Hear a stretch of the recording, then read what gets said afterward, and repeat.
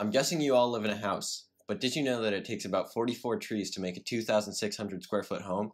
That's around 44 tons of CO2 absorbed from the atmosphere.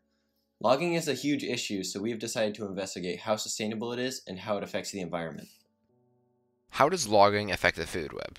First of all, the logging industry takes away habitats for all of the animals that live in the forest, which is around 70% of land animals. Also, some of those animals can't even live in a regenerating forest, so if we stop deforestation, animals will still be in danger for decades afterwards. Climate change is also affecting animals throughout the world, and logging is a big contributor to climate change. People will also be affected by the loss of animals because we rely on some of these animals and plants in the forest for food. The forests are made of mostly producers, and without those producers, any part of the food web that relies on them for food would go extinct or become severely endangered, messing up the whole web. Does logging cause any bioaccumulation within living organisms? Logging does cause bioaccumulation and biomagnification.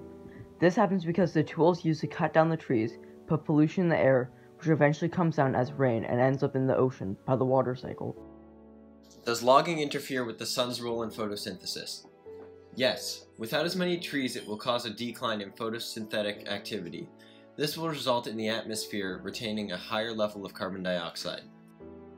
How does the logging industry interact with the abiotic part of the ecosystem? The logging industry affects the abiotic part of the ecosystem in multiple ways. Number 1. The logging industry interacts with the sun and climate change. They are connected because when trees are cut down, the stored carbon inside is released as CO2, which goes into the atmosphere. CO2 is a greenhouse gas, which traps the sun's heat close to the earth, keeping it warm. The issue with this is that when there's too much greenhouse gases, it causes the planet to get a lot warmer than it should, causing global climate change. Secondly, the logging industry impacts the water cycle because the forest plays a very helpful role in it. The forest acts as a blanket for the earth by slowing down erosion. It also delays how quickly water releases into streams, helping stabilize the quality and quantity of the water. Without the forest there, it causes the ground to erode faster and releases water to streams faster. Also, without trees, there would be no transpiration, which is very important to the water cycle. Thirdly, the water quality is negatively affected by the logging industry because in forests, the soil helps filter out unwanted materials such as mercury, pesticides, and other pollutants. The industry negatively affects this by clear-cutting large areas. Lastly, the carbon cycle is affected greatly by deforestation because when trees are cut in an area, the wood is either burned or left to rot. When this happens, it releases stored carbon into the atmosphere. Also, once the trees are cut, they are no longer able to extract carbon dioxide from the atmosphere, so they are releasing carbon and they are no longer taking it out, aka disrupting the carbon cycle by having excessive amounts of carbon in the atmosphere. Fun facts. Tree rings can predict climate change. 393 people died to clubs made of wood in the US in the year 2020, which is more than shotguns. Some trees have been to the moon. Deforestation can have a negative or positive effect on the economy. It can hurt the tourism industry, but trees have important resources so that can increase the national economy, but can be very detrimental to the environment and can lower the amount of tourism in the area. Since tourism is a big source of income in a lot of rainforest countries, it can hurt more than it helps. People are trying to convince the government to protect a portion of the First Nations land from logging and building to preserve it. But sadly, some protests turn violent because of altercations between the protesters and law enforcement. Since the land being logged isn't near housing, it doesn't affect people directly, but it can cause floods and can drive animals out of their habitats, causing them to go into more urban areas. Those animals could also cause diseases that could potentially be fatal.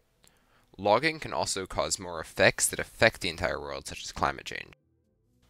Logging is not the most sustainable industry because companies usually cut down a bunch of trees and don't replant any, and that makes it not sustainable. But there is a better alternative which can improve logging with fewer negatives. Selective logging is a more sustainable alternative to traditional logging. In selective logging, you take certain trees while preserving the woodland. This can be done by letting young trees mature, replanting trees, and creating protected forests. A small part of the logging industry has moved to sustainable logging, but I think it's urgent that we switch to sustainable logging so that the earth is more green.